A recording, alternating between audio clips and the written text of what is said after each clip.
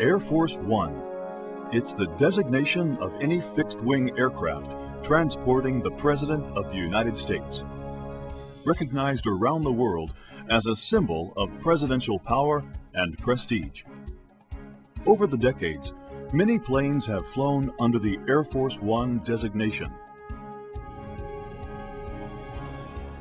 But none ever logged more miles or accumulated more flight time than the Boeing 707, bearing the tail number 27,000.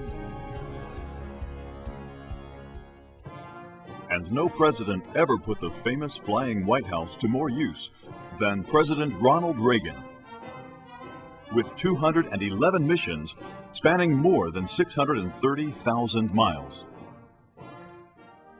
At the end of his second term, President Reagan expressed the hope that he would one day be able to display Air Force One at his presidential library and share this historic aircraft's proud legacy with the American people.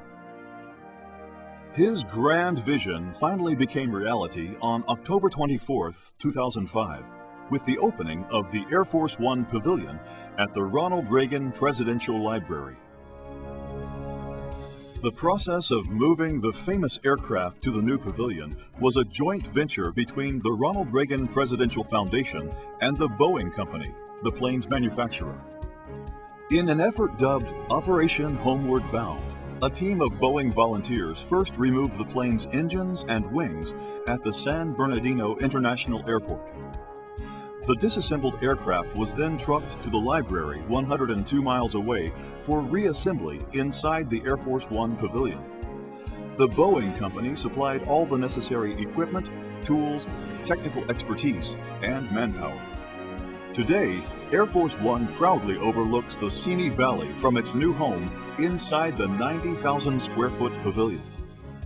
Curious visitors are welcome to view the historic aircraft from vantage points never before available to the general public, including a captivating tour through the interior. Inside, they can explore cabins that have been carefully dressed to the smallest detail to recreate their appearance during President Reagan's historic 1987 journey to Berlin. There, the President would issue his momentous challenge to Soviet General Secretary Mikhail Gorbachev. Mr. Gorbachev, tear down this wall. Other highlights of the Air Force One Pavilion include a retired helicopter that bore the designation Marine One as it transported the Commander-in-Chief between the White House and Andrews Air Force Base. Outside the pavilion, an F-14A jet fighter stands poised in the library's Peace Plaza, a potent reminder of President Reagan's bold Peace Through Strength initiative. Today, the next generation of Air Force One cruises the sky. Yet, Ronald Reagan's flying White House will always occupy a pivotal place in the history of America and the United States presidency.